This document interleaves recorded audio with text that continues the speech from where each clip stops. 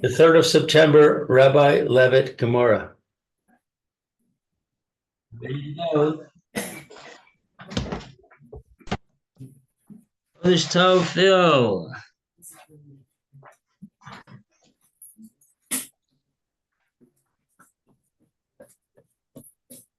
All right.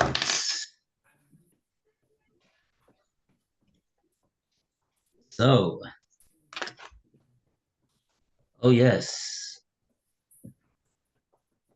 Okay, so we're on 8B. And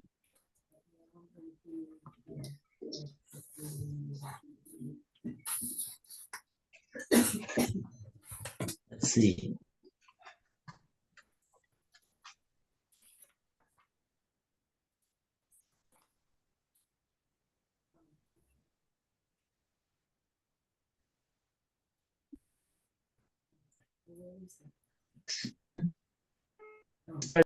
The most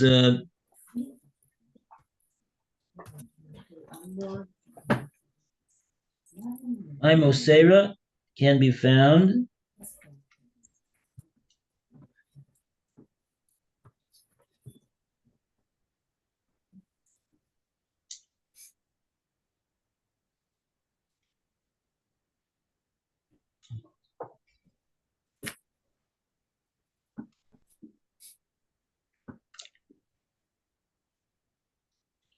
where are we over here?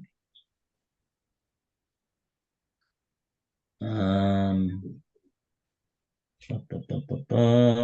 Lushan Mosera. My Lushan Mosera.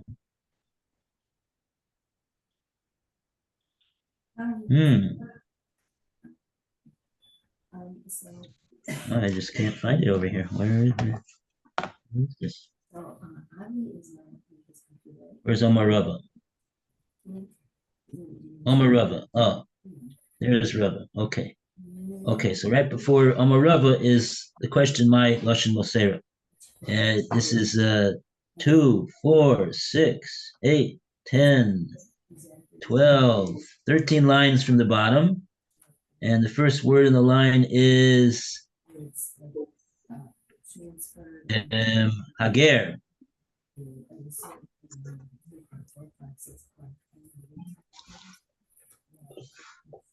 Okay.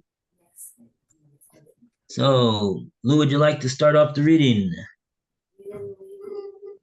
Eat more nami? Yeah, fine. You can start from there too. That's good. So we'll start from there. That's the beginning. Okay. There's also been said, Amar Rebbe Chelbo, Amar Rav Huna. Rav Chelbo said in the name of Rav Huna, Mosera,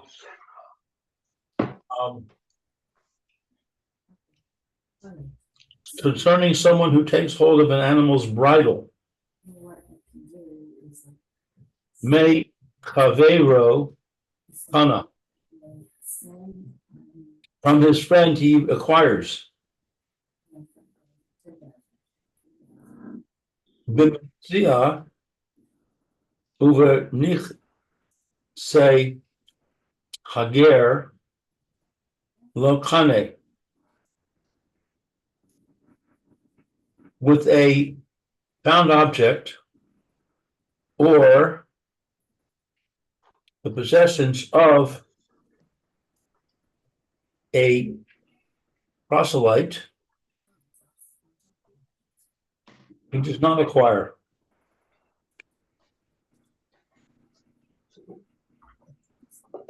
Right. So it depends on this on the situation.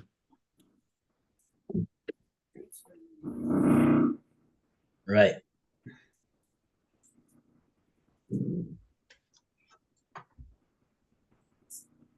Okay, let's continue. My Lashon Mosera.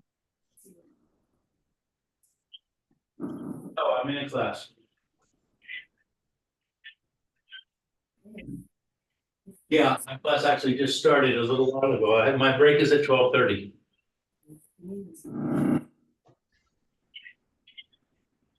All right, bye-bye.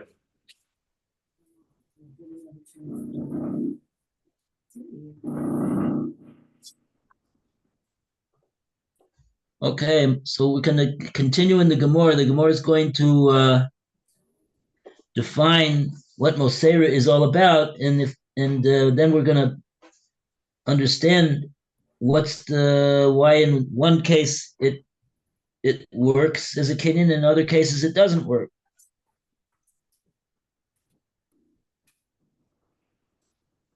So I continue? Okay, yeah, please. My Lashon Mosera. What is the etymology of the word Mosera, which we're translating as bridle? Amar Rava, Rava said, Ed asbara li.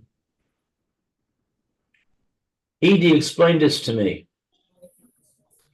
Ba'adam hamoser davar lachavero.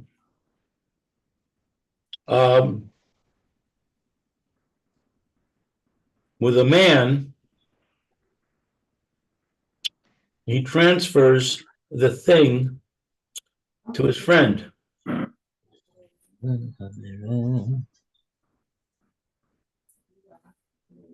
Doctor? Yeah. Mishlema me mechavero chane. It's understandable that he acquires from his friend.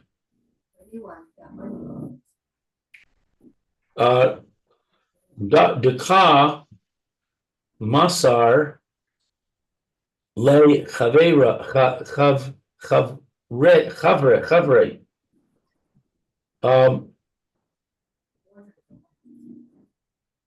Because his friend transfers to him.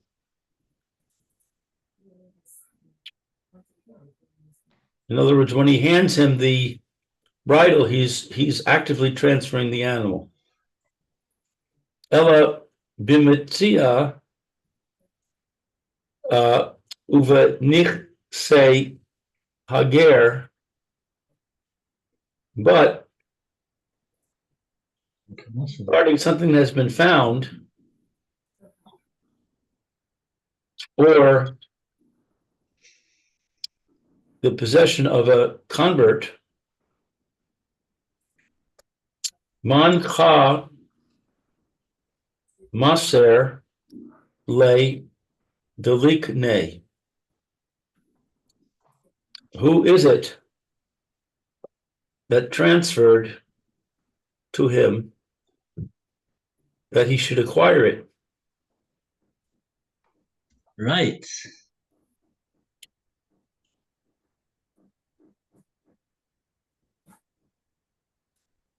So with that we understand the difference between the case of Mosero Mechavero is Kone, and the case of Metzia and Nixia Ger is Lo Kone with this Mosero. Because the real happen just because you pick up the bridle. The real kinyan happens because the owner hands the bridle over to you. That's the kinyan masira.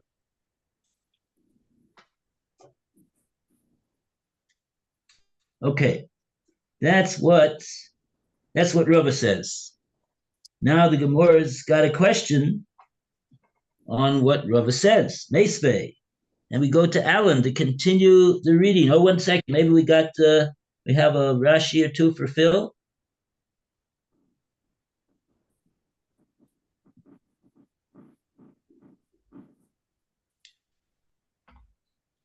we got we got three small Rashis for Phil to read.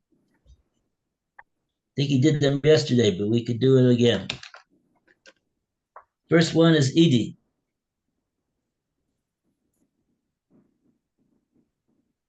This is the second wide line of the Rashi.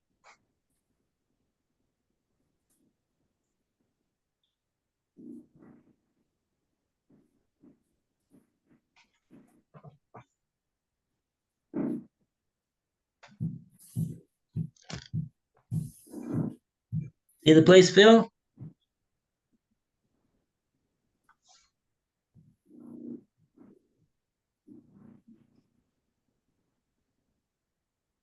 Oh, we can't hear you for some reason. I don't see a red mic.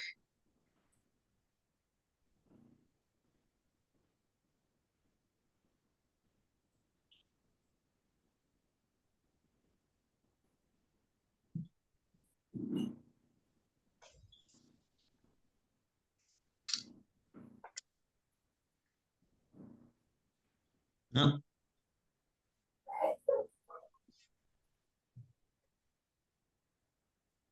Oh, that's strange. Something's wrong with your microphone, Phil.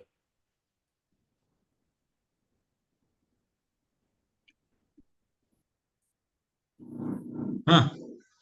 Okay. Not working today.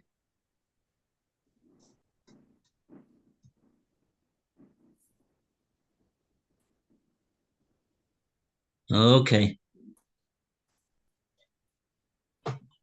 Sorry about that. Okay, so just Edie, Rashi says it's Shem Chacham. It's the name of the Chacham that Edie explained to Rava. How does the Kinyan Mosera work? He said the Kinyan Mosera works.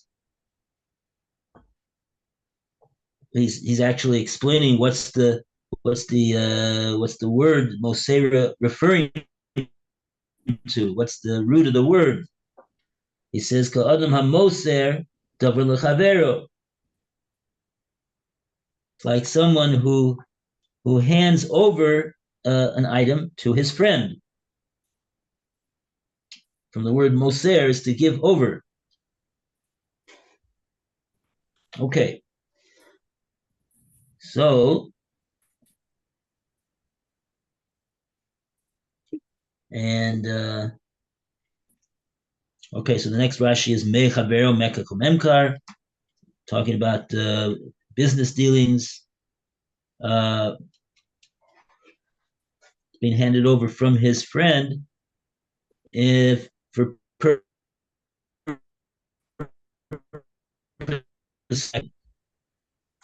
And then the case of Metzia Ger is Shemes, talking about a ger who was mace, but ein lo yorshin, and he doesn't have any inheritors according to the Torah law. V'kol hakodem minachasov zocha behen. So what, according to the Torah, happens with his nechasim?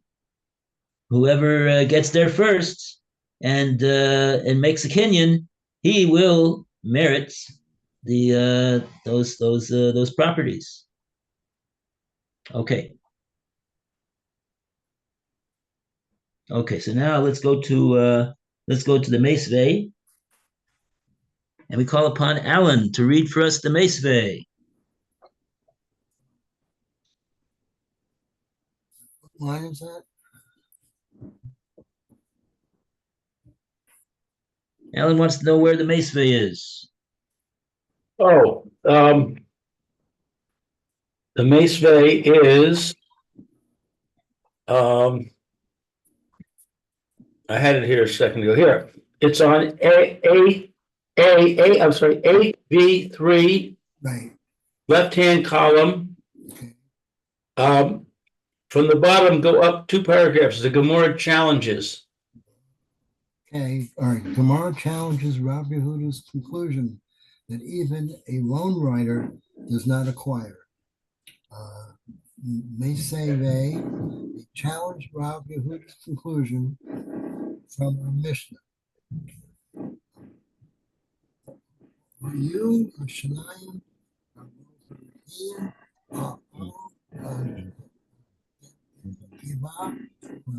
hey, if two litigants come before the court riding an animal, etc., each claiming that it is, they must divide the animal. The Mishnah's ruling clearly indicates that riding an animal is an effective kinyan. Before posing its challenge, Gemora determines the authorship of the Mishnah. Whose view does the Mishnah reflect?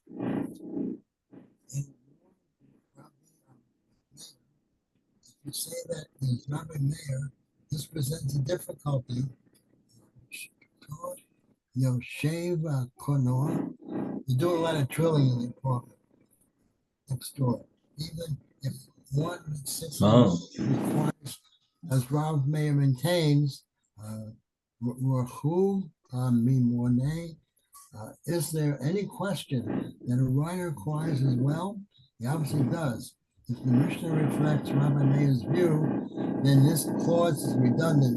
Rabbi Meir already taught that the writer acquires. Top of page, Gemora possesses this challenge.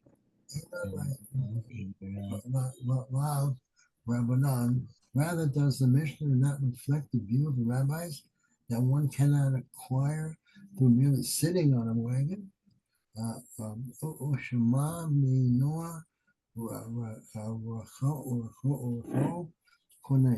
So learn from this, the Mishnah, that a rider acquires even though someone else is sitting in the wagon does not. This refutes Rabbi Yehuda's conclusion. I'll do one more section here. The Gemora reflects the challenge.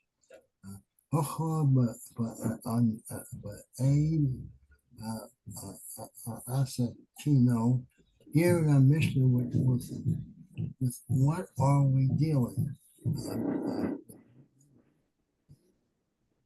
Around the floor, with the rider that drives the animal with his feet. This Mishnah means it seems that riding, for example, sitting upon an animal is comparable to sitting in a wagon.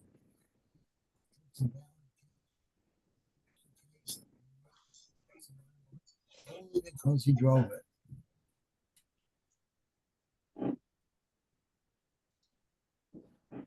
Okay, we can't really hear too well Alan either today. I think there's construction going on in his house. That's right. Oh boy, okay. Good luck with the construction. Okay, so in the meantime, let's try to unpack what happened over here.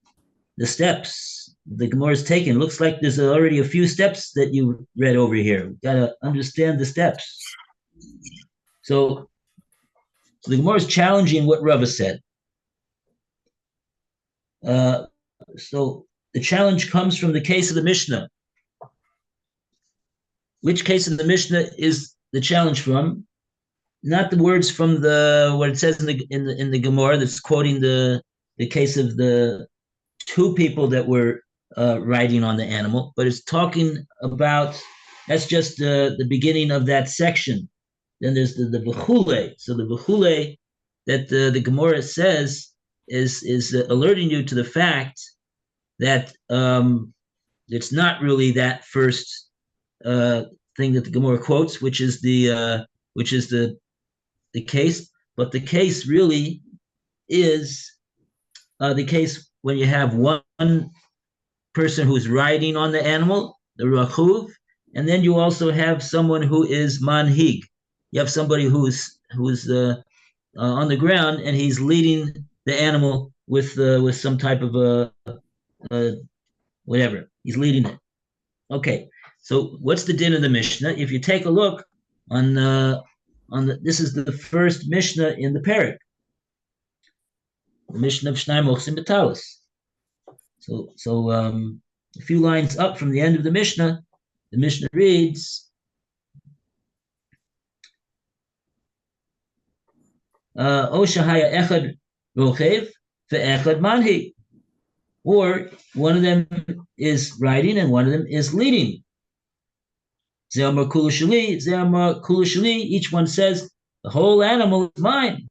Ze Yishva She'en Lo Bo Pochas Michatzia, Ze Yishva She'en Lo Pochas Michatzia, V'Yach Loku. Bottom line is, they both make a shvua, and we say, Yach Loku. We make a apportionment between the both of them, meaning we say that both of them have made a kinyan in the animal. The one that's riding as well as the one who's leading. So we see over here that the Mishnah is teaching us that the rider can make a kinyan in the animal just by riding. Even when you have one who's manhi, somebody who's leading. Now, what do we make of all of that? What's that have to do with anything? So we got to, at first blush, I don't see what it's got to do with our issue. Our issue is we're trying to take down what Rava said. Rava said that he was the one who explained that the kinyan of Mosera works when you have the owner who's there to be moser, to give over the bridle to the buyer who's accepting it. But it's not a kinyan that works if there's no seller, if there's no owner who's giving it over, such as in the case of a Metzia. He just finds the animal in the seemingly hefker in the street. And even if it is actually hefker, he won't be able to make a kinyan. And the same thing goes for he finds an animal that used to belong to the ger that was mace without any yorshim. He can't simply take hold of the bridle and make a kinyan like that. Because why? Because there's no one to be moser the bridle to him. It's not a matter of just picking up the bridle. It's a matter of having somebody be moser the bridle to you, who owns the animal. That's the kinyan mosera. That's why we call it mosera. So Rava has given a very clear explanation of why it is that we say that when this kinyan of mosera comes from chavero, so he's kona, but it doesn't. He's not kona in the other two cases that we mentioned with Nikseh Ger and Metzia. What does this have to do with our Mishnah about a rider and a leader? I've got no idea, but we got to be patient and wait to see how the Gemora develops this point. Okay, so that's step one. Step two is the Gemora wants to know money. Who's the one who wanted to have these words written in the Mishnah, because he holds from those words. Ilema Rebbe Meir. If we say that it's following the view of Rebbe Meir, that's why we need to have these words in the Mishnah, because we're following the view of Rebbe Meir. Says the Gemara, oh no, that doesn't make any sense at all. Why not? Hashta Yoshev Koni Rachuv mi boy. The Gemara asks a question. We know from the case of the Mishnah in Bechoros. Sorry, I always say Bechoros. I don't mean Bechoros. I mean the case of Klein with the guy who's sitting in the cabin that's being pulled by a horse and a donkey. So he's putter over there. He's not guilty of plowing with those animals. He's doing nothing just when he's in the cabin. So over there, oh, one second. Sorry. No, absolutely not. That's not right. I just quoted the opinion of the Chachamim. They're the ones that say that he isn't doing anything. But if you take a look, Rabbi Meir disagrees. Rabbi Meir, he's the one who said, oh, 1 second, right? It's a little bit tricky because the Mishnah said explicitly, Rabbi Meir poter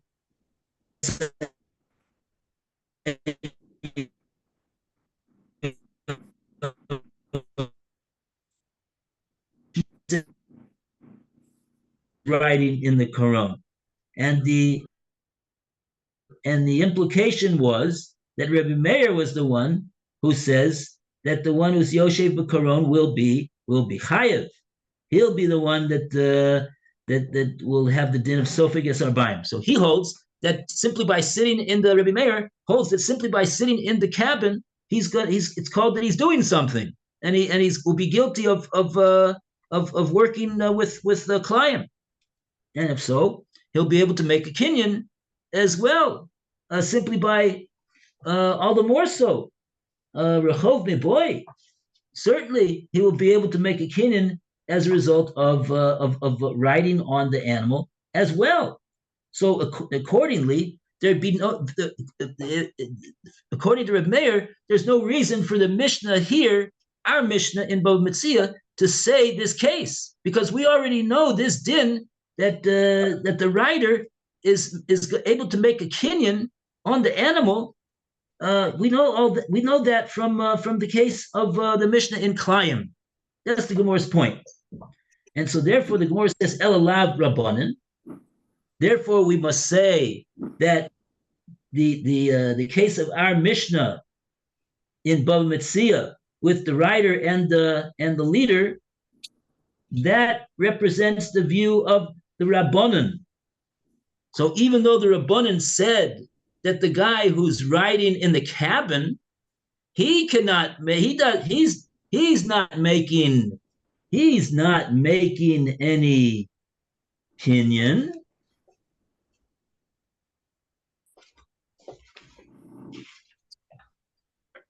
Right? I'm just double checking my words. It's a bit of a complicated case over here.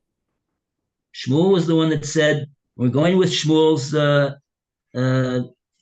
understanding of the Mishnah. He changed around the Shitas to say that the Chachamim, they're the ones that pater the one who's sitting in the cabin. Right. So they would need to say in Bava Metzia, in our Mishnah Bava Metzia, that, but the rider, he could make a kinyan because he's better than the one who's sitting in the cabin. Okay. So that's what the Gemora has done so far. The Gemora has basically proven to us that our Mishnah in Bava Metzia that says that when you got a rider and a leader, and both of them, and we say that they both made a kinyans, therefore we apportion it between them, that has got to be the Rabbanan and not Reb Meir. Okay. Now, what do we get from that? Says the Gemara, Shma Mina, Rachav Koni. Yeah, the Mishnah is teaching us something by saying that the Rachav, the rider, he is Kona. Because we might have thought to say, according to Rabbanan, he shouldn't be any better than the guy who is sitting in the cabin. Just like the guy sitting in the cabin is not doing anything, so to the one on the riding on the top of the animal, he's not doing anything either. Now, why is this now going to be a kasha? Why is this now going to be a kasha?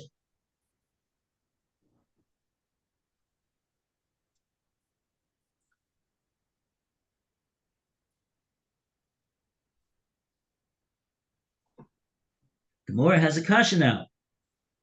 The kasha, and who's the kasha on? It's not like I said. I thought that we were talking about Rava.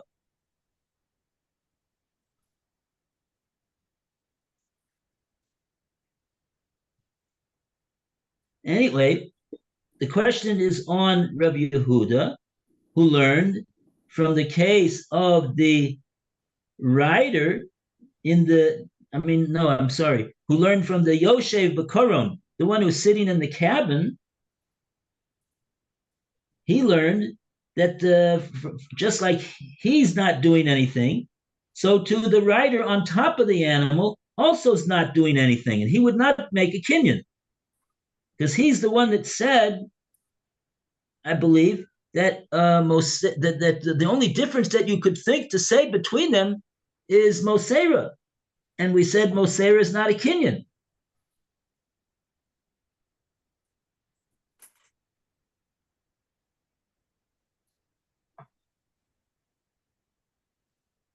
Okay, this is a sticky point right here, if you ask me. Let's take a look. Let's take a look at how Rashi understands the question the Gemora is saying over here. It's not so clear to me what the question is.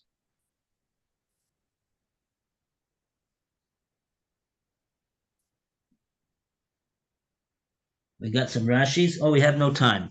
Okay, so we're right in the middle. Right. We're basically right in the middle of we got as far as we did yesterday. If we keep doing like this, we're never going to go right there. Anyway, okay. But we're deepening our understanding, Rabbi. Yeah, this is okay, very good. We go so we're up to the Rashis, in other words, on this sugya. If you take a look, we got a couple of Rashis over here. Rashi's going to help us out. Thank you. Okay, everybody have a wonderful day and a chodesh tov, a mavorach, b'suras toivos. Amen. For everyone and their families, for Lou and his family, and Alan and his family, and Roy and his family, and Phil, Bez Hashem, and all of Klal Yisrael. One family. Bez Hashem. All right. Take care.